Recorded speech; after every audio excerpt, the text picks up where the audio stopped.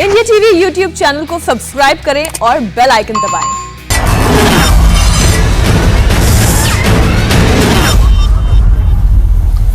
नमस्कार, मैं हूं सौरभ शर्मा और कुरुक्षेत्र में आप सबका स्वागत है। उत्तर प्रदेश में अवैध धर्मांतरण के मामले में आज बड़े खुलासे का दिन है। 4 महीने की पड़ताल में कई सनसनीखेज बातें पता चली। जांच में पता चला है कि मौलाना कलीम सिद्दीकी का धर्मांतरण नेटवर्क उमर गौतम से भी बड़ा है। एटीएस ने यह भी बताया कि मौलाना कलीम के फंडिंग के तार टेरर लिंक से जुड़े हैं, जिसकी जांच की जा रही है। यानी जिस सोर्स से उसको पैसा मिलता था वो एजेंसियां टेरर फंडिंग के लिए जानी जाती हैं। एटीएस की पूछताछ में यह भी पता चला कि उमर गौतम के बाद कलीम सिद्दीकी को भी अपनी गिरफ्तारी का डर था और एटीएस की रडार में आने के डर से उसने 2 बार अपना मोबाइल नंबर बदला। और एक वक्त था जब यह शख्स चंद मिनटों में किसी का धर्म परिवर्तन कर देने का दावा करता था। इसके कई चौंकाने वाले खुलासे आज एटीएस के आईजी ने इंडिया टीवी की संवाददाता रुचि कुमार से बातचीत करते हुए किए। इन्होंने खुद भी विभिन्न मीडिया के माध्यम से यूआरएल जो इन्होंने यूट्यूब पे जो अपनी वीडियो अपलोड की हुई हैं उनको अगर देखा जाए तो इन्होंने खुद क्लेम किया कि उन्होंने 1 लाख से ज़्यादा लोगों को धर्मांतरण कराया गया है। जो महिलाएं जो कन्वर्टेड हुई हैं उनको मल्टीपल जो उनकी विभिन्न रूप से शादियां कराया जाना और ऐसे बहुत सारे एविडेंस आए हैं जो सीधे सीधे कानून का उल्लंघन करते हैं। ऐसे लोगों को टारगेट करते थे जो वनरेबल ग्रुप्स हैं। जैसे उमर गौतम ने जो 1000 से ज़्यादा जो उनके रिकॉर्ड में है उसमें बहुत सारे लोग ऐसे थे, या तो वो महिलाएं थी, लड़कियां, कम उम्र की लड़कियां थी और मूक बधिर लोग थे। ऐसे लोग थे जो समाज में बहुत ज़्यादा पावरफुल नहीं थे। किन्हीं ना किन्हीं कारणों से वो लोग डिसग्रंटल्ड थे, किसी ना किसी चीज़ से वो हतोत्साहित थे। तो इन्हें ऐसा चीज़ें दिखाई गई कि हमारे इस पर्टिकुलर अगर आप धर्म में आएंगे तो आपको जन्नत मिलेगी, आपको हूर मिलेंगी, आपका जो जीवन है वो बहुत उन्नत हो जाएगा और जो आप जिस धर्म में हैं वो बहुत ही तुच्छ किस्म का है। उसमें लड़की जिसने शादी की पढ़ी लिखी लड़की थी, किन परिस्थितियों में उसने परिवर्तन किया वो अलग बात है, लेकिन उसके बाद उसका कई लोगों के साथ उसको रखा गया और तरह तरह से उसका सेक्सुअल एक्सप्लॉयटेशन किया। उसने तो ये सारी बातें एटीएस के आईजी बता रहे हैं। बहरहाल कलीम सिद्दीकी को 10 दिन की पुलिस रिमांड मिली है। यूपी एटीएस आईजी जो बातें कह रहे हैं उसके पक्के सबूत होने का भी वो दावा कर रहे हैं। और हमें भी मौलाना कलीम के कई ऐसे टेप मिले जिसमें चौंकाने वाली बातें वो खुद कहता हुआ दिखाई दिया। मौलाना कलीम सिद्दीकी का ये टेप सुनिए और फिर आपको पता चलेगा कि धर्मांतरण का ये मॉड्यूल कैसे काम करता था। हिंदुस्तान में मर्दों में दावत देने की जरूरत ही नहीं है, औरतों को दावत देने की जरूरत है। सिर्फ औरतें अगर मुसलमान हो जाएंगी तो मर्द उनके बीच में। यहाँ पर जितनी धार्मिक, जितनी पूजाएं और प्रथाएं होती हैं, सारी रस्में और फॉर्मेलिटीज सब औरतें करती हैं। पूजा करेंगी, प्रसाद चढ़ाएंगी, सब वही करती हैं। अब अगर वो हनुमान चालीसा पढ़ने जाती हैं तो हनुमान जी के मंदिर पर चली जाती हैं, अगर वो शिव जी के मंदिर पर जाती हैं तो वो शिव जी के मंदिर पर चली जाती हैं, अगर वो शंकर जी के मंदिर पर जाएंगे तो शंकर जी के चले जाएंगे। अब वो अगर मंदिर जाती हैं औरतें, मर्द उनके पीछे, अगर वो मस्जिद जाने लगेंगी तो मर्द भी मस्जिद जाने लगेंगे, उन्हें कोई एतराज नहीं होगा औरतों के पीछे। तो ये मौलाना कलीम सिद्दीकी जो कहता है कि आप केवल महिलाओं को टारगेट करें, महिलाओं को दावत दें इस्लाम में आने की और बाकी मर्द खुद ब खुद मुसलमान हो जाएंगे। बहरहाल जो दावे यूपी की एटीएस कर रही है टेरर लिंक होने के या लड़कियों के शोषण के, मूक बधिर बच्चों को टारगेट करने के, उनका कहना है कि इसके सबूत उनके पास हैं। एक छोटा सा ब्रेक और ब्रेक के बाद आपको इसी मौलाना कलीम सिद्दीकी की कुछ और बातें सुनाएंगे।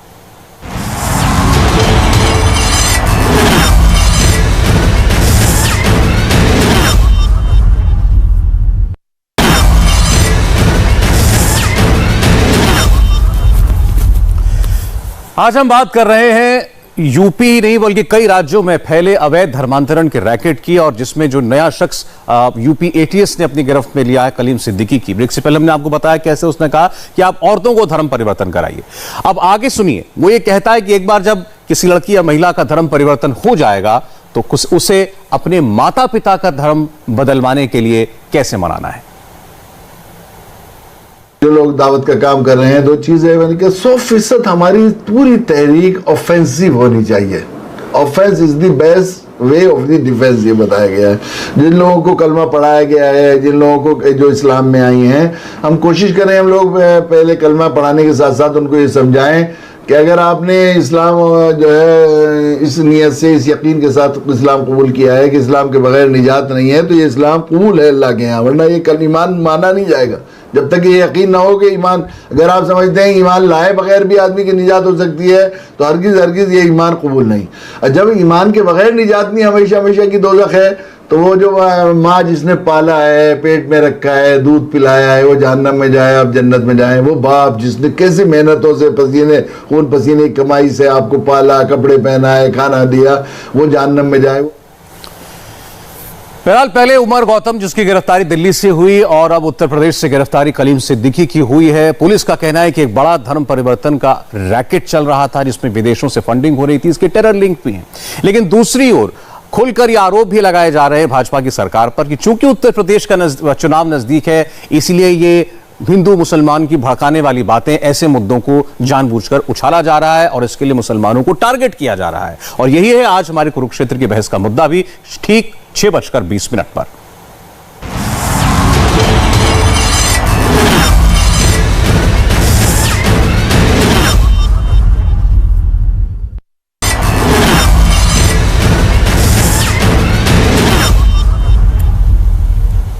अवैध धर्मांतरण के आरोपी मौलाना कलीम सिद्दीकी को अदालत ने 10 दिन की पुलिस रिमांड में सौंप दिया है और अभी भी पुलिस पूछताछ में, अब तक की जांच में जो कुछ सामने आया है वो चौंकाता है। मौलाना धर्मांतरण के बड़े सिंडिकेट का सरगना बताया जा रहा है और यह भी आरोप है कि उसके निशाने पर महिलाएं हुआ करती थी। धर्मांतरण के इस खेल का कनेक्शन पाकिस्तान और बहरीन से भी जुड़ा हुआ है। मौलाना को विदेशों से फंडिंग होती थी। अरविंद को अकबर बनाने का मौलाना का नेटवर्क कहां तक फैला है। क्या 5 लाख लोगों का धर्मांतरण एक अकेले शख्स ने करवाया? मेरठ, मुजफ्फरनगर टू दिल्ली धर्मांतरण के इस खुलासे पर कुरुक्षेत्र में आज की बड़ी बहस, बस इस छोटे से ब्रेक के बाद।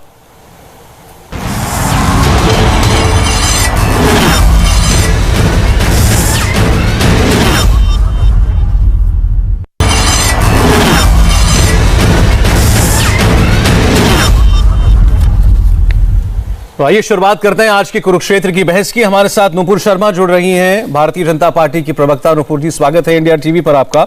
एमएच खान साहब बहुजन समाज पार्टी के प्रवक्ता हैं। खान साहब स्वागत है। तस्लीम रहमानी जी हमारे साथ जुड़ चुके हैं, एसडीपीआई के नेता, स्टूडियो में हैं। तस्लीम साहब को स्वागत है।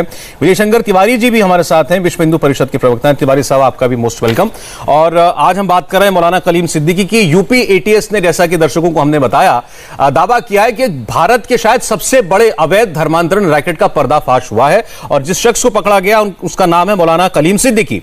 हमारी रिपोर्टर, हमारी संवाददाता रुचि कुमार ने आज यूपी एटीएस के आईजी से बात की और जो बातें उन्होंने बताई हैं वो चौंकाने वाली हैं। अगर उसके प्रमाण वाकई पुलिस के पास हैं तो ये शख्स लंबे अरसे तक जेल में होंगे। इनके ऊपर टेरर फंडिंग का आरोप लगाया गया है। कहा गया है कि अवैध रूप से जन्नत दोजख की बातें करके, किसी को पैसे का लालच दे करके, किसी को डरा धमका के उसको धर्म परिवर्तन कराते थे। ये महिलाओं को ज्यादा टारगेट करते थे, मूक बधिरों को टारगेट करते थे। और इनके इसके अलावा जो फंडिंग इनके पास आती थी, 57 करोड़ रुपए तक भी इनके पास आए हैं विदेशों से, और वो कुछ ऐसी एजेंसियों से आए जिनके टेरर लिंक्स हैं, ये सरकार को मालूम है। अब हम आते हैं इसके पॉलिटिकल एंगल पर। नुपुर शर्मा जी, मायावती जी ने साफ साफ ये कहा, उनका ट्वीट मेरे सामने है। उन्होंने कहा कि यूपी चुनाव से पहले भाजपा के विकास के दावों के खोखले होने का पर्दाफाश होने से अब यह पार्टी धार्मिक भावनाओं से खिलवाड़ और हिंदू मुसलमान विवाद आदि के पुराने संकीर्ण मुद्दे पर वापस आ गई है।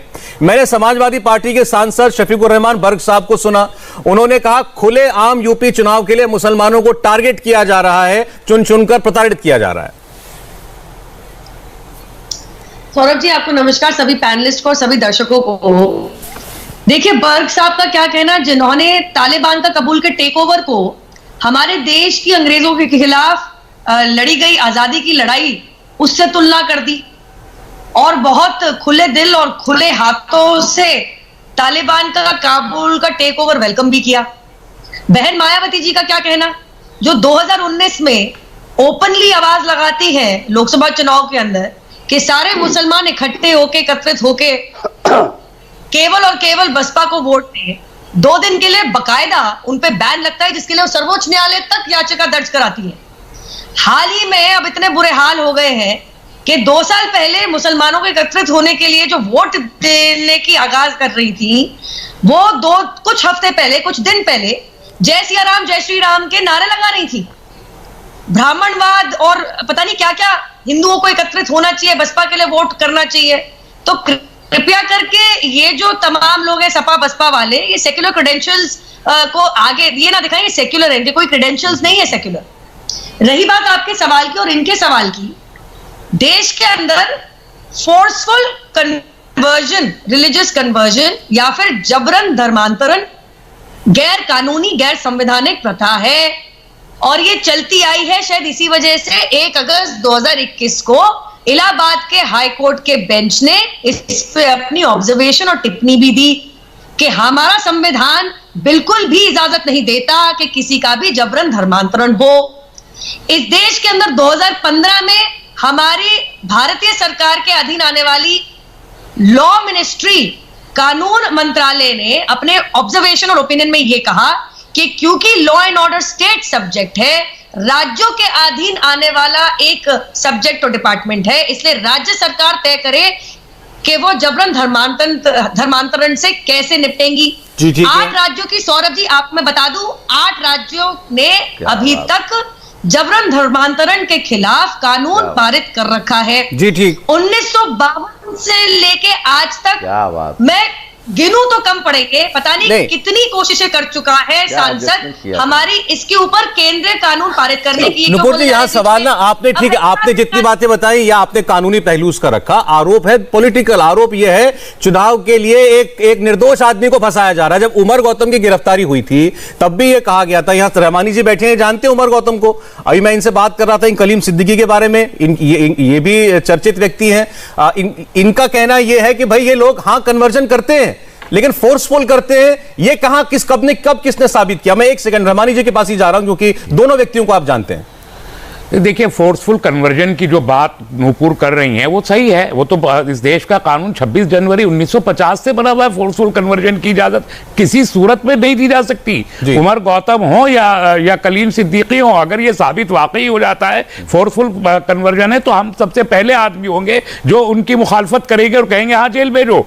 लेकिन इसी कानून ने, जिसका नूपुर बात कर रही हैं, और जो भारत का कानून है हमारा, उस वही जो है कन्वर्जन यानी प्रीचिंग की, अपने धर्म को प्रीच करने की इजाजत भी यही कानून देता है। लेकिन अगर उस प्रीचिंग के दौरान ये कहा जाए कि अगर तुम मुसलमान नहीं बनोगे तो तुम दोज़ख में जाओगे, जलोगे, वही इसी पर आ रहा था मैं। कल जो यूपी पुलिस ने जो प्रेस रिलीज जारी की, गालिबन वही FIR भी है, I am not sure about it, लेकिन अगर वही FIR भी है कि आपको प्रलोभन का मतलब अगर यह है कि आप अगर कोई धर्म कबूल कर लेते जन्नत में जाएंगे, और खौफ का मतलब अगर यह है कि आप अल्लाह से डरिए, उसको खौफ दिलाना का, अगर यह डेफिनेशन प्रलोभन और खौफ की है तो दुनिया के हर धर्म के खिलाफ यह FIR है। मैं बहुत क्लियर कहता हूं, कोर्ट में एग्जामिनेशन, क्रॉस एग्जामिनेशन में इसका जवाब एक बार विजय शंकर में आऊंगा, 1 मिनट, एक बार सबका कमेंट हो जाए। विजय शंकर जवाब दीजिए इनकी बात का। देखो सौरभ जी, आप एक बात मानकर चलिए कि आतंकी घटना हो और चाहे इस प्रकार की धर्मांतरण की बातें हो, जब भी उठती है तो एक पैनल यहां पर बैठा होता है जो उनका बचाव करता है और बार बार बचाव करता है। तो ये आपको समझ में आ जाता है कि ये इसीलिए नियुक्त हुए हैं कि उनका बचाव करना है। ये कहीं ना कहीं इस प्रकार काम कर रहे हैं कि उनको कहा गया तो अपना धर्मांतरण करो, हम तुम्हारा बचाव करेंगे। और इतना ही नहीं, हमारे भी हिंदू नामधारी भी कुछ इनके साथ खड़े हुए हैं। आप एक बात मुझे बताइए कि केवल हम लोग नहीं बात कर रहे, केरल में वो प्रीस्ट भी, एक ईसाई पादरी भी इस बात की बात कर रहा है कि यहां पर लालच दे के धर्मांतरण किया जा रहा है, दबाव में धर्मांतरण किया जा रहा है। हम लव जिहाद की जब बात करते थे तो कोई भी नहीं मानता था, आज मीडिया भी मानता है, जनता भी मानती है, सरकारें भी माननी शुरू हो गई हैं। हम लैंड जिहाद की बात कर रहे हैं, आज हो सकता है कुछ लोग हमारी बात ना माने, लेकिन आज से 1-2 साल बाद लोग इस बात को स्वीकार करेंगे कि लैंड जिहाद भी है। और ये सारे के सारे काम है भारतवर्ष में। एजुकेशन जिहाद भी है, नारकोटिक जिहाद भी है, और 3000 करोड़ पकड़ा जाता है अडानी जी के पोर्ट पे। आप बात में कर लेना, मैं जो बात कर रहा हूं, इनकी सबसे बड़ा काम है कि भारत में मुस्लिम जनसंख्या कैसे बढ़े, चाहे रोहिंग्या बुलाएं और उनको बसाएं, चाहे घुसपैठिए बांग्लादेशी बुलाएं उनको बसाएं, और उनके साथ खड़े होकर उनका बचाव करें, और इस प्रकार के मौलानाओं का भी बचाव करें। तो ये इनकी स्ट्रेटजी है, और कुल मिलाकर एक ही उद्देश्य है कि भारत में मुस्लिम जनसंख्या कैसे बढ़े। क्योंकि जहां जहां मुस्लिम जनसंख्या बढ़ी है भारत में सौरभ जी, वहां के हालात देख आप। अच्छा चलिए मैं इसी बात का जवाब ले लेता हूं। एक मिनट, आपने जो अभी कहा कि ये उद्देश्य ये होता है कि कैसे मुसलमानों की आबादी बढ़ाई जाए। मैं एमएच खान तिवारी जी आपकी बात सुनी मैंने। ये एफआईआर में, कल भी पुलिस ने एफआईआर में जो बातें आरएसएस बोलता है वो बातें आज पुलिस अपनी एफआईआर में लिख रही है। देखिए दो अलग अलग बातें खान साहब। एक तो ये कि ये कलीम सिद्दीकी, नहीं देखिए ये तो हवाई बात कर रहे हैं। देखिए हम कहना चाहते हैं, देखिए पहले तो कहना चाहते हैं कि हिंदुस्तान में या पूरे मुल्क में इस्लाम इसकी इजाजत नहीं देता है कि आप किसी को प्रलोभन से या डरा करके या पैसा दे करके या किसी और चीज से डरा करके आप मुसलमान करें, ये इस्लाम नहीं इजाजत देता है। दूसरा, हमारा संविधान, हिंदुस्तान का संविधान भी इसकी इजाजत नहीं देता है। तो हम इस चीज को कैसे मानेंगे? हम इस चीज को कंडम करते हैं। दूसरी बात मैं कहना चाहता हूं कि ऐन चुनाव के वक्त एटीएस अभी तक क्या कर रही थी, उत्तर प्रदेश की सरकार क्या कर रही थी, कितने रुपए की फंडिंग हुई है, आप खुद बता रहे हैं कि इतने करोड़ रुपए की फंडिंग हुई है। तो कोई हवा में फंडिंग हुई है? हवा में तो नहीं फंडिंग हुई है। पैसा आया है, इनके पास आया। एटीएस अभी तक कर क्या रही थी, ये देखने का विषय है। दूसरा, कोई व्यक्ति निकल के आया ये कहने के लिए कि हमको पैसा दे करके हमारा धर्मांतरण कराया गया, कोई आया सर, एक व्यक्ति से मैं एक आदमी के ऑन रिकॉर्ड, क्योंकि मेरे कैमरे पर है, मैं उसकी बात कर सकता हूं। ये मुजफ्फरनगर के, एक सेकंड मैं कोट कर रहा हूं, मुजफ्फरनगर के छपार गांव का अरविंद है, जिसको अखबार बनाया गया। उसने कहा मुझे 10 लाख रुपए देने का वादा किया था, हालांकि उसको 10 लाख रुपए दिए नहीं गए। 5 लाख में एक आदमी आप पकड़ के ले आए हैं, तो क्या कामयाबी है आपकी? 5 लाख कह रहे हैं, 5 लाख लोगों को धर्मांतरण कराया गया है। 5 लाख में एक आदमी को आप एटीएस या कोई ये नहीं कह सकती है कि हाँ ये सही है गलत है जी। वो कोई नहीं, मैं एटीएस की बात नहीं कर रहा, मैं तो हमारे रिपोर्टर को जो आदमी मिला मैं उसकी बात कर रहा हूं। एटीएस को कितने आदमी मिलोगे मैं नहीं जानता, लेकिन एटीएस से सवाल कर रहा हूं। आपका मूल प्रश्न ये है कि चुनाव के वक्त ये सब क्यों? देखिए अब तक एटीएस क्या कर रही थी, सरकार क्या कर रही थी, चुनाव होते हुए सब लोग पकड़े जाने लगे, चुनाव आए तो। नुपुर शर्मा जवाब दीजिए। सरकार बिल्कुल फेल्योर हो चुकी है। नुपुर शर्मा नहीं पूरी बात आ जाने दीजिए ना, पूरी बात आ जाने दीजिए। अच्छा नुपुर 15 सेकंड और, वो कह रहे हैं मेरी बात पूरी हो जाए, बोलिए। हाँ बोलिए। मैं ये कह रहा हूं कि उत्तर प्रदेश की सरकार हो चाहे केंद्र की सरकार हो, एटीएस जो इतना बड़ा कारनामा आप बता रहे हैं कि एक मौलाना कलीम कर रहे थे, तो एटीएस अभी तक कहां थी? उत्तर प्रदेश की पुलिस कहां थी? और अगर नहीं थी तो इतने जल्दी जब पकड़ लिया गया है, तो इस चुनाव 3 महीना बचा है इसलिए पकड़ लिया गया। अच्छा, क्या हिंदू मुसलमान कर दो? काम तो कुछ उत्तर प्रदेश सरकार ने किया नहीं है। अब मैं जवाब ले लेता हूं खान साहब, प्लीज आप सुनिएगा। नुपुर शर्मा आपकी बात का जवाब दीजिए। आप हनुमान जी बजरंगबली अली करते रह गए। बोलिए नुपुर। देखिए जो लोग पढ़ते नहीं है वो कुछ भी कह देते हैं। सौरभ जी, जब से ये कानून ऑर्डिनेंस के तहत आया है 2 साल पहले, तो जनाब का मैं नाम नहीं जानती, बीएसपी से बैठे, लेकिन कानून की और शायद अखबार पढ़ने की आदत सबकी होनी चाहिए, खासकर अगर आप राजनीति में हैं तो। जब से कानून आया है 2019 के अंदर 162 एफआईआर दर्ज हो चुकी है, 100 लोगों का अरेस्ट हुआ है। और ये जो इंस्टेंट एफआईआर की हम बात कर रहे हैं, इनको पता नहीं होगा, इस एफआईआर में 2 लोग शिकायत करता थे, जिनकी शिकायत के ऊपर झारखंड, महाराष्ट्र, गुजरात, दिल्ली और उत्तर प्रदेश से 10 से अधिक लोगों की गिरफ्तारी हो चुकी है।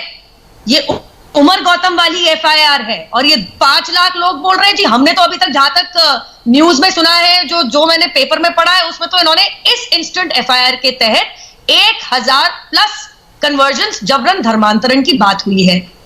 तो ये जनाब कहां से अपनी बातें लाते हैं, ये जरा आप खुद सोच लें, क्योंकि जो अखबारों में आ रहा है, जो मीडिया कह रही है, और डॉक्टर रहमानी आप डॉक्टर लिखते हैं अपने नाम के आगे, आपको इतना नहीं पता कि प्रेस स्टेटमेंट में और एफआईआर में अंतर होता है। एफआईआर में तो 2 शिकायतकर्ता वो थे जिन्होंने कहा कि हमारा जबरन धर्मांतरण हुआ है, तभी तो यहाँ पे इन्वेस्टिगेशन शुरू हुई है। साहब मैं आ रहा हूं। मैंने तो पहले ही कहा कि ये प्रेस स्टेटमेंट है, एफआईआर है या नहीं, मुझे नहीं मालूम। बताऊं, सुन लीजिए मेरी, मैंने पहले इसको क्लियर किया, इसलिए मैं लॉयर नहीं हूँ, आप डॉक्टर नहीं है, मैं लॉयर नहीं हूँ, इसलिए मैंने इसको क्लैरिफाई भी किया है। कौन से डॉक्टर है आप? पता नहीं किसकी आपने तबियत ठीक करी कि नहीं करी, लेकिन मैं इतना जरूर बता दूं, हाँ तबियत तो बहुत सारी ठीक करी है मैंने, पढ़ते होंगे, रिकॉर्ड दे सकता हूँ मैं भी। डॉक्टर रहमानी, बहुत अच्छी बात है, कॉन्ग्रेचुलेशंस टू यू। मेरी बात सुन लीजिए, नागपुर से जो 3 लोग अरेस्ट हुए थे उसमें भी 2 उमर गौतम की तरह पहले हिंदू थे, फिर वो मुसलमान बने। इनफैक्ट एक तो इसलिए पकड़ा गया क्योंकि बखूबी उसने सोशल मीडिया और इंटरनेट का इस्तेमाल कर रखा था, लोगों के सामने प्रचार प्रसार ही नहीं, उनको ल्योर करके, उनका ब्रेन वॉश करके, उनका जबरन धर्मांतरण करने में। उमर गौतम की स्टेटमेंट के हिसाब से 1000 से अधिक लोग उन्होंने जबरदस्ती फोर्सफुली कन्वर्ट किए हैं इस्लाम में। उमर गौतम नुपुर, ये जो बात इससे पहले रहमानी साहब कह रहे थे, अब मैं ये सवाल ये है, हिंदू किशोरियों के निकाह तक पढ़वाए हैं। नहीं, सुनिए मेरी बात सुनिए, इनका कहना यह है कि इसकी इजाजत तो देश का कॉन्स्टिट्यूशन दे रहा है ना। अगर कोई आदमी अपनी मर्जी से कन्वर्ट हो रहा है तो ये आपको साबित ये करना पुलिस को कि या तो इसको डराया कुछ कह करके कि हम तुझे मारेंगे, जब हम तेरा कुछ नुकसान कर देंगे, या हम तुझे पैसे देंगे, तू बन जा। उमर गौतम हुआ ना, ये कह रहे हैं 2 लोगों को आप कोट कर रहे हैं, वो अपनी इच्छा से हुए ना, बाकी 1000 पर आप कैसे एक्सपर्शन कास्ट कर सकती है कि वो जबरदस्ती किए गए? हाँ, आप खुद ये बात नहीं है कि वो एक उमर गौतम वगैरह खुद अपनी इच्छा से हुए। 2 सेकंड की बात कहूंगी सौरभ। हाँ, बोले। अगर जबरन धर्मांतरण नहीं होता तो शिकायतकर्ता कहीं से पैदा हो जाते हैं क्या? कुछ शिकायत थी तभी तो 2 लोग गए पुलिस के पास शिकायत लेके। ठीक है, जो शिकायत करता है उनकी यही शिकायत है कि हमारा जबरन धर्मांतरण हुआ है। दहलवी जी जवाब दें, दहलवी जी डिसाइड करेगी। पुलिस कह रही है कि ये देश का सबसे बड़ा नेटवर्क है। मोहतरमा, देखिए, देश का नेटवर्क की बात तो यह है कि कोई भी एक आदमी पकड़ा जाए, अगर उसका नाम कलीम सिद्दीकी भी हो सकता है, और अभी कुछ भी, मैं तो उनको कहूंगा हजरत अक़दस, जिसको उर्दू में अंग्रेजी यानी हिंदी में आप कह सकते हैं परम सम्मानित हजरत अक़दस मौलाना कलीम सिद्दीकी साहब, जो मेरे नजदीक एक सम्मानित धर्मगुरु हैं। और मैं समझता हूं कि इस मुद्दे को विदेश नीति से जोड़ के देख, मेरा अपना अलग तर्क है। सरकार भारतीय जनता पार्टी के, मेरा कहना 2 चीजें हैं। पहले तो मुझको ये बता जाए, कलीम सिद्दीकी साहब ने प्रीचिंग की, लोग मुसलमान हुए। इस्लाम की खूबी यह है कि वो जाहिरी बात है कि उमर ने अपने नाम के साथ गौतम रखा। मैं जिस स्टेट में बैठा हूं, यहां पर 8 साल से कुछ करीब वाईएसआर राजशेखर रेड्डी साहब मुख्यमंत्री थे। उनका नाम वाईएसआर राजशेखर रेड्डी था, लेकिन चूंकि उनसे कुछ इसलिए नहीं पूछा जा सकता था क्योंकि ईसाई होने के बाद भी उनका नाम राजशेखर रेड्डी था। उनके बेटे जगन रेड्डी जो हैं, जो आजकल आंध्र प्रदेश के मुख्यमंत्री हैं, वो भी एक ईसाई हैं। उनको भी प्रीचिंग की पूरी इजाजत थी और वेटिकन उनको बहुत अच्छी तरीके से सम्मानित करता रहा है। अभी हमारे दोस्त विजय शंकर तिवारी जी बड़े चीख के कह रहे थे, अरे आपको तो शर्म से डूब के मर जाना चाहिए, भारत के 3 राज्य ईसाई बन चुके हैं और आप कुछ नहीं कर पाए। आप उन लोगों को टारगेट करते हैं जो कमजोर होते हैं। और आखिर में एक बात कहूंगा, इस मुद्दे को विदेश नीति से जोड़ने की जरूरत है, इसका जवाब नुपुर शर्मा को देना चाहिए। चूंकि हजरत मौलाना कलीम सिद्दीकी साहब विश्व के सबसे बड़े धार्मिक गुरु, मेरे नजदीक सम्मानित गुरु हजरत मौलाना अली मियां नदवी साहब के शिष्य हैं। अली मियां नदवी को बहरीन, अबू धाबी, सऊदी अरब समेत गल्फ के सारे जितने भी राजघराने या लोग हैं, उनको सम्मानित व्यक्ति मानते हैं। अब मैं इनसे आखिरी बात कहूंगा, अगर धर्म परिवर्तन पैसे के लोभन से होता, अमेरिका में हर साल तकरीबन 16,000 लोग धर्म परिवर्तन करते हैं, जिनमें अधिकतर हिंदू भी होते हैं। लेकिन गल्फ में कोई नहीं करता, जहां 60 लाख हिंदू रहते हैं। बल्कि उन्होंने तो कह दिया कि आप आके यहाँ पे जो है अक्षरधाम मंदिर बना लीजिए। इस मुद्दे पे हमारी, अच्छा चलिए ठीक है, आपने कहा, अच्छा दहलवी साहब, आपने कहा कि आप आपने कहा कि आपके लिए बड़े सम्मानित व्यक्ति हैं कलीम सिद्दीकी जी। बिल्कुल। अब एटीएस का आईजी रैंक का अफसर जो बता रहा है, मैं वो आपको बता रहा हूं, इसमें मेरा अपना कुछ नहीं, कोई आरोप अखबार का नहीं है, किसी आर्टिकल का नहीं है, ऑन रिकॉर्ड एटीएस आईजी का। उनका कहना यह है कि जांच में हमने ये पाया है, और 3 महीने की जांच में हमने पाया है कि कम उम्र की लड़कियों को, मूक बधिरों को ये कह करके कि तुम्हारा जीवन बहुत बेहतर हो जाएगा, जन्नत मिल जाएगी, जो जिस धर्म में तुम हो वो घटिया धर्म है, यहां तो लाशों को जला दिया जाता है, ऐसी बातें कह करके उनको कन्वर्ट किया। इन्हीं कलीम सिद्दीकी साहब का एक बयान मैंने इसी प्रोग्राम में सुनाया है 6 बजे, इसी प्रोग्राम में, जिसमें वो कह रहे हैं कि मर्दों को दावत देने की जरूरत ही नहीं है, आप औरतों को दावत दीजिए, औरतों को मुसलमान बनाइए, उनके पीछे पीछे मर्द खुद मुसलमान हो जाएंगे। इसीलिए विजय शंकर तिवारी जी को या नुपुर शर्मा को यह डर लगता है कि इसके पीछे मकसद सिर्फ और सिर्फ मुसलमानों की आबादी बढ़ाना है। बिल्कुल नहीं, बिल्कुल नहीं है। अगर कोई इस तरीके से कोई करता है, अगर होता तो यकीनी तौर से जिस देश के अंदर 800 साढ़े 800 साल तक जो मुस्लिम शासकों ने जो है मिलजुल के हुकूमत की है, तो वहां पर मैं आज जो है वो इतने अल्पसंख्यक नहीं होता। ये तो हिंदुओं की, हिंदू धर्म की शक्ति थी कि उसने, और ये उन मुस्लिम राजाओं की रवादारी थी कि आज भी जो है वो हम अंतर देखते हैं। मैं आखिरी बात जो कहना चाह रहा हूं नुपुर शर्मा से, भाई इतना बड़ा नेटवर्क चल रहा है, एटीएस ने, तो आपको याद होगा एटीएस की उस जमाने की 2003 की रिपोर्ट मेरे पास भी मौजूद है कि एटीएस ने वर्तमान होम मिनिस्टर के बारे में क्या राय दी थी और बाद में कोर्ट में चैलेंज किया गया था। अगर पुलिस की कार्रवाइयों को यकीन मान लिया जाए तो उस वक्त के एक व्यक्ति को तो तड़ीपार कर दिया गया था। पुलिस की हर कार्रवाई को यकीन नहीं माना जा सकता, कोर्ट निर्णय लेता है। जिस व्यक्ति को पुलिस कुछ भी कहे, पुलिस अधिकारी कुछ भी कहे, जब तक अदालत न कह दे हम कैसे मान ले कि ये सच है। आपने दोनों का नाम लिया है, तो पहले तिवारी जी को मौका दे रहा हूं आपकी बात का जवाब देने का। जी तिवारी जी। देखो तेलवी साहब, अभी जैसे आपने कहा कि अदालत नहीं कहेगा, तो अदालत के कहने पर भारत में सबसे ज्यादा कैदी मुस्लिम जेलों में बंद हैं। ये रिपोर्ट में आप लोगों ने नहीं बताया हुआ है, हमने नहीं बताया। पुलिस भेजती है, अदालतों ने भी अंडर ट्रायल है, पुलिस की तो भेजती है। लीजिए आप, सुन लीजिए दिलवी साहब, सुन लीजिए। तो ये अंडर ट्रायल है जो कहने दीजिए। बोलिए तिवारी जी। मैंने कहा ना कि दूसरी बात मैंने पहले ही कह दिया था कि इस देश में धर्मांतरण करने के लिए जो लोग प्रवक्ता के रूप में लोग बैठे हुए हैं कि आप लोग नीचे कैसे भी धर्मांतरण करिए, आप लालच दीजिए, लैंड जिहाद करिए, लौ जिहाद करिए, हम आपके बचाव के लिए जनता को फेस और आप बदनाम करने वालों के आपके प्रवक्ता हैं। आप इस्लाम और मुसलमानों को बदनाम करने वालों के प्रवक्ता बन के बैठे हैं। शायद अगर हम उनके प्रवक्ता है, सच के प्रवक्ता नहीं है, तो आप भी बदनाम करने वालों के प्रवक्ता है। किसी न किसी का तो कोई ना कोई प्रवक्ता है ही। इजाजत इस्लाम नहीं देता है, पर खड़े होकर आप नमाज करते हैं। ट्रेजा के भी खिलाफ हैं, हम मदर ट्रेजा को भी काम। अच्छा, मैं एक सेकंड में रिक्वेस्ट करूंगा देलवी साहब, रहमानी जी एक सेकंड। वो क्योंकि उनका जो वीडियो लिंक है, अगर उनके ऊपर कोई व्यक्ति बोलेगा तो उनकी आवाज नहीं आती है, तो एक बार इनकी बात आ जाने दीजिए पूरी। तिवारी जी बोलें केवल। तिवारी जी बोलिए अब दोबारा। चौधरी साहब, मैं 10 सेकंड बोल देता हूं। खान साहब ने कहा इस्लाम इन सारे कामों की इजाजत नहीं देता है। अब सारी दुनिया को पता है, देश को पता है, आम जनता को पता है। और जहां पर मुस्लिम आबादी देलवी साहब 40-50% से ऊपर है, उस सारी की सारी जनता को पता है। केवल उनको पता नहीं होगा जहां वहां भाईचारा दिखाते हैं, लेकिन जहां 40 से 50% होते हैं वहां मेवात जैसी घटनाएं घटती हैं, नूरपुर जैसी घटनाएं घटती हैं, कैराना जैसी घटनाएं घटती हैं, कश्मीर जैसी घटनाएं। कैसी घटनाएं भाई, क्या घटना? अगर धर्म जो है, विजय शंकर भाई, आपके बेचारेपन के कारण कश्मीर से पंडित भागे थे क्या? आपके बेचारेपन के कारण कैराना छोड़ा हिंदुओं ने? आपके बेचारेपन के कारण आज मेवात में सब कुछ हो रहा है, वो बेचारापन है आपका। ठीक है, तो आपका बेचारा एक मिनट दिलवी जवाब दीजिए। एक सेकंड, आप सिर्फ 10 सेकंड। सौरभ की इसी डिबेट में ये सवाल मैं आपसे कई मर्तबा कर चुका हूं कि मुझको तो भारत में आए हुए 1000 वर्ष हुए हैं। 1000 वर्ष से पहले आज तक आपने किसी एक डिबेट में मुझको जवाब दे दिया आप इस्लाम को लेके आ जाते हैं। इस्लाम मेरी आस्था है और मैं इस्लाम के खिलाफ एक शब्द सुनूंगा। मुझको बताइए कलिंगा क्यों हुई थी? मुझको बताइए बुद्ध मठ किसने तोड़े थे? मुझको बताइए कि एक बुद्ध भिक्षु के बदले 100 सोने की मुद्रा देने वाले राजा का नाम क्या था? मुझको बताइए अशोक को कैद किसने लिखा था? मुझको बताइए भीमराव अंबेडकर ने 22 नवंबर को क्यों कहा था मैं ब्रह्मा विष्णु महेश और राम और कृष्ण को नहीं मानता, मेरा जो पिंडदान नहीं किया जाए, मेरे श्राद्ध न किए जाए, इस पे भी तो चर्चा कीजिए। सारी चर्चा मुझ पे क्यों करते हैं? सारा दोष इस्लाम में काहे को है? करते हैं, बिल्कुल करते हैं। मैं कहता हूं औरंगजेब की बात करिए, बाबर की बात करिए, तैमूर की बात करिए, हुमायूं की बात करिए, वो क्या है? दारा शिकोह के विषय में बात करिए, ये भी तो बताइए दारा शिकोह कौन थे, क्या हुआ, वो भी तो सारा बताइए देश की जनता को।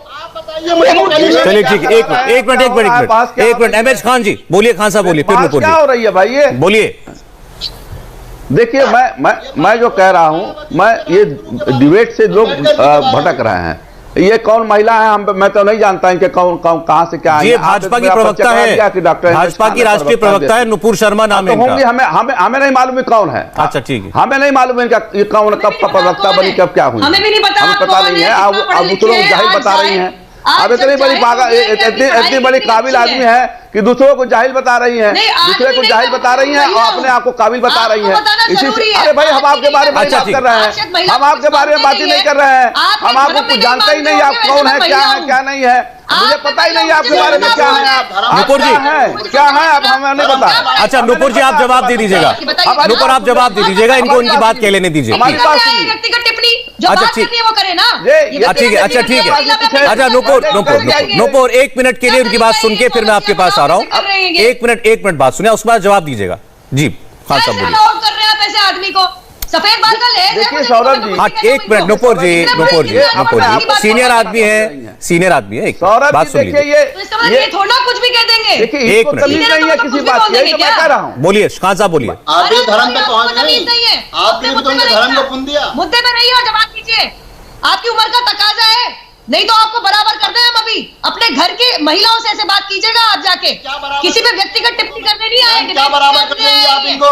नहीं क्या बराबर कर देंगे आप? किसने क्या व्यक्तिगत टिप्पणी, किसने क्या व्यक्तिगत टिप्पणी, किसने किया? तुमने किया कि कौन है कौन नहीं है? तुमने कहा जाहिल बताया, तुमने मुझे कहा जाहिल है, पढ़ लिख के नहीं आते हैं। तुम हो क्या, तुम्हारी हैसियत क्या है? मैं पूछता हूँ तुम्हारी हैसियत क्या है? एक भारतीय जनता पार्टी के हुकूमत के बैठी हो। नुपुर शर्मा जी आपको ऐसी क्या बात इनकी खराब लगी मुझे बताइए। इनकी कौन सी वो बात है जो आपको खराब लगी? एक सेकंड सब लोग इस पर बोल रहे हैं, 1 सेकंड नुपुर बोले, समझे तो आपको किस बात पर एतराज हुआ? बोलिए। सौरभ जी हाँ इनसे तथ्यों पे बहस हो रही है, हाँ। या तो तथ्यों का जवाब आंकड़ों से तथ्यों से दे। पहले 20 सेकंड जो इंसान यहाँ बैठ के कौन आदमी है, कौन है, कहाँ पढ़ा लिखा, कौन सा इंसान आके बैठ गया, कौन बोल रहा है, ये कोई तरीका हुआ? नुपुर जी इतना मुझे लगता है इस बात को यही खत्म कर देना चाहिए। आपको भी इनका नाम नहीं पता था, आपने भी कर रही हैं ये। देखिए इस बात को खत्म कर दीजिए, इतनी बड़ी बात नहीं है। इनके पास बोलने की आपने भी कहा था कि कौन है, मैं इनको जानती नहीं, उन्होंने भी कह दिया मैं नहीं जानता ये कौन है। इतनी बात है, इतनी बात। चलिए अच्छा ठीक है, आगे बात, बहस को आगे बढ़ाते हैं, अहमद खान जी अपनी बात कहिए। अब आप डिबेट पर वापस लौट रहे हैं, भले अपने घर में तमीज सीखो। अरे भाई आप क्यों उलझ रहे हैं एक दूसरे से? यही तो भारतीय जनता पार्टी का चरित्र है कि जब नुपुर जी मेरा समय जा रहा है, प्लीज मैं आप दोनों का इंडिविजुअल कमेंट लूंगा एक एक करके। पहले अहमद खान बोले, उसके बाद नुपुर शर्मा जवाब देंगे। इस वक्त केवल अहमद खान की आवाज आए। बोलिए खान साहब, और मेरी रिक्वेस्ट है डिबेट पे लौटिए प्लीज, बोलिए। देखिए सौरभ जी सबसे पहले मैं अपनी बात रख रहा था। इन्होंने मुझे कहा ये कौन है, कहां से आया, कुछ पता नहीं। छोड़िए, आगे बात करते हैं। ऑन रिकॉर्ड है, आगे बात आपने बताया था, नहीं आपने बताया कि ये प्रवक्ता है बहुजन समाज पार्टी के। उसके बाद भी ये लांछन लगा रही हैं। सवाल इस बात का है, जिस चीज पर डिबेट हो रहा है इस पर डिबेट करिए आप। जी आइए बोलिए। सवाल इस बात का है कि हम कह रहे हैं कि हमारा आईन, हमारा संविधान ये इजाजत नहीं देता है कि किसी को प्रलोभन देकर धर्म परिवर्तन किया जाए। समय का टाइमिंग की बात मैं कर रहा हूं। आज उत्तर प्रदेश सरकार में काम कुछ नहीं किया, कोरोना काल में काम कुछ नहीं किया। सारा आपने महंगाई चरम सीमा पहुंचा दी, आपने डीजल का दाम बढ़ा दिया, पेट्रोल का दाम बढ़ा दिया। सारी कुछ होने के बाद ऐन वक्त चुनाव के वक्त इनको याद आया कि मौलाना कलीम जो है ये जो धर्म परिवर्तन कर रहा है। ये बहुत बड़ा सवाल है। क्या आप बताएंगे कि चुनाव में कौन कौन मुद्दे उठाए जाएंगे? अब मुद्दे ये उठाए जाएंगे, हिंदू मुसलमान मुद्दे उठाए जाएंगे कि काम पर चुनाव होगा। क्या काम किया, 4 साल 5 साल आपने काम क्या किया, उस पर सवाल उठाए जाएंगे, न कि इस पर उठाए जाएंगे कि कलीम पकड़ लिए गए और कौन पकड़ लिया गया। आपको अब याद आ रहा है, इतने दिन से फंडिंग हो रही है, उत्तर प्रदेश की सरकार, केंद्र की सरकार क्यों नहीं देख पाई कि ये आदमी इतना दिन से ये समाधान कर रहा है तो उसको पकड़ा जाए। ये सब खेल है भारतीय जनता पार्टी का। आप कह रहे हैं कि अब चुनाव में असली मुद्दे पीछे हो जाएंगे और भाजपा चुनाव लड़ेगी अब्बा जान पर, चाचा जान पर और ये कलीम सिद्दीकी के ऊपर। बस यही होने वाला, यही है। नुपुर शर्मा,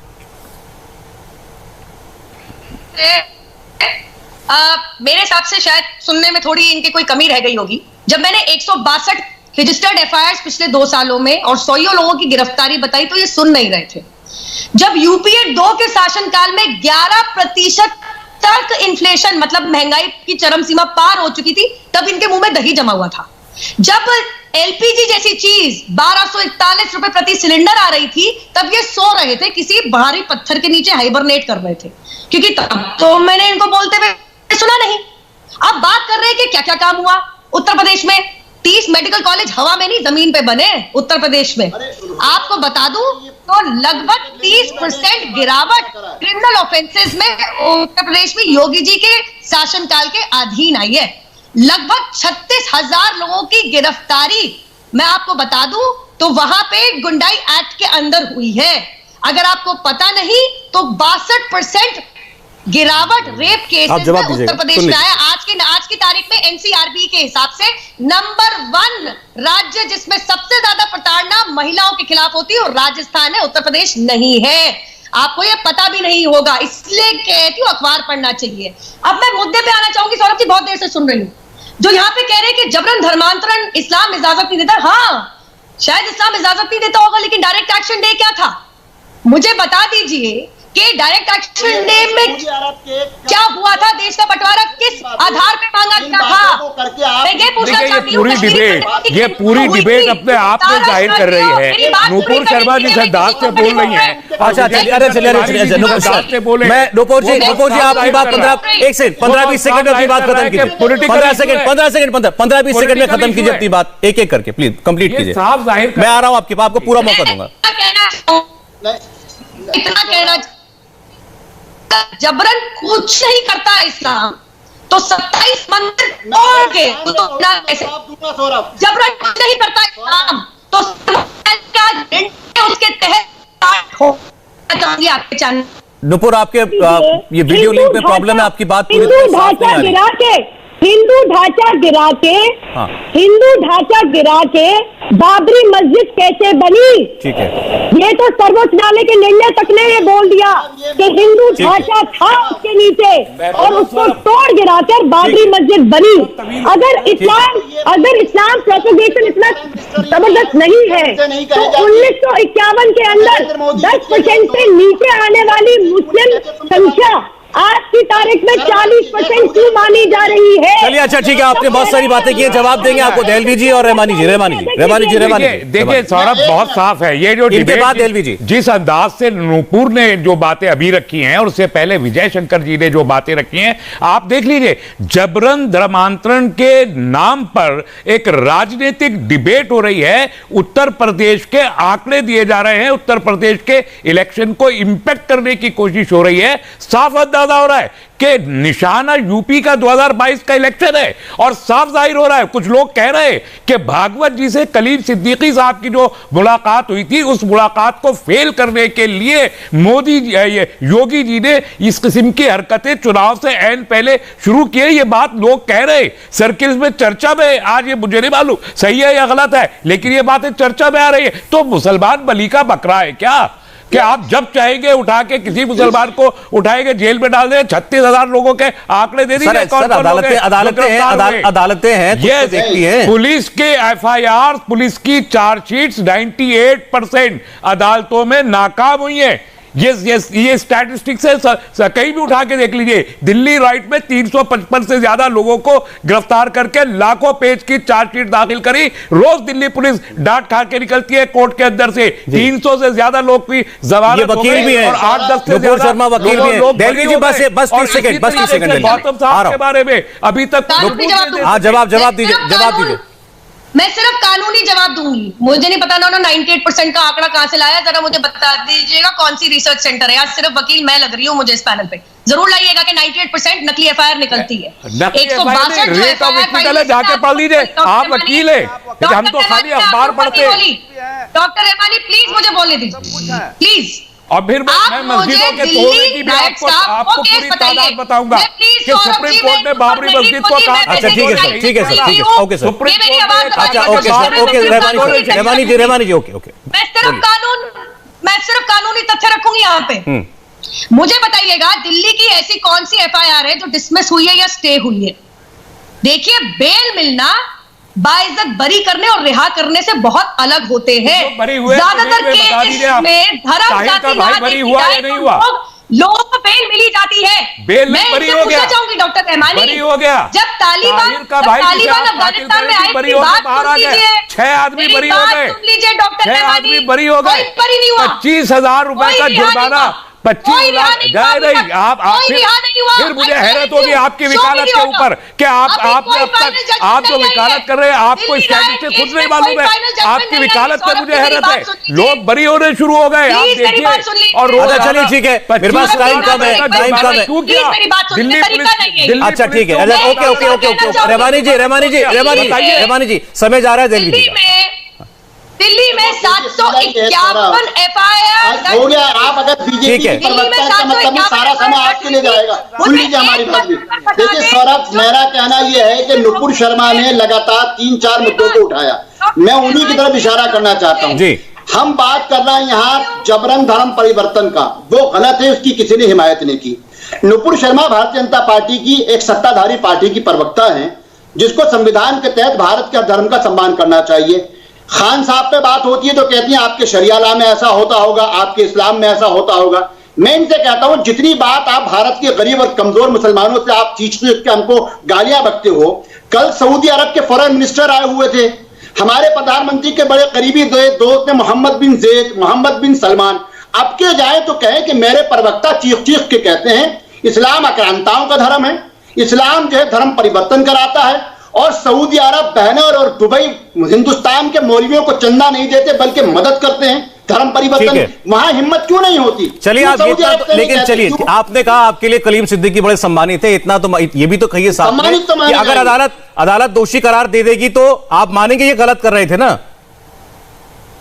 जाहिरी बात है, तथ्यों पे बात होती है, कानून के कानून पे साबित हो जाता है जबरन करे तो हम मुखालफत करेंगे। अरे तस्लीम भाई, कानून सौरभ, कानून की बात तो थी कि जिसका मैं सम्मान करता हूं कि सुप्रीम कोर्ट ने मुझको 200 साल के जुर्म से बरी कर दिया कि किसी मंदिर को नहीं ढा के। चलिए अच्छा ठीक है, यहां से एक नई बहस शुरू हो जाएगी, मैं इसीलिए आप लोगों का शुक्रिया करूंगा, समय नहीं है। नुपुर शर्मा, खान साहब, तस्लीम रहमानी जी, तिवारी जी और दहलवी साहब, बहुत रहमानी से पूछेगा 25 लाख मुसलमान इकट्ठे करने वाले थे अयोध्या में। अच्छा चले ठीक है, ये बहस किसी और दिन। बहुत बहुत धन्यवाद, बहुत बहुत शुक्रिया, बहुत बहुत शुक्रिया रहमानी जी, बहुत बहुत शुक्रिया, बहुत बहुत शुक्रिया।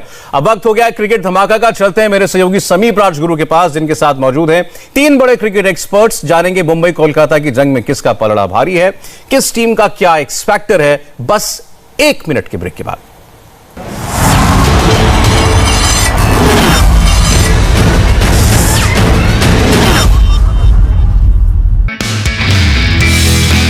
नमस्ते, मैं हूं मीनाक्षी जोशी। वीडियो और खबरों से अपडेट रहने के लिए India TV YouTube channel subscribe करें, बेल आइकन दबाना ना भूलें। जुड़े रहें इंडिया टीवी के साथ।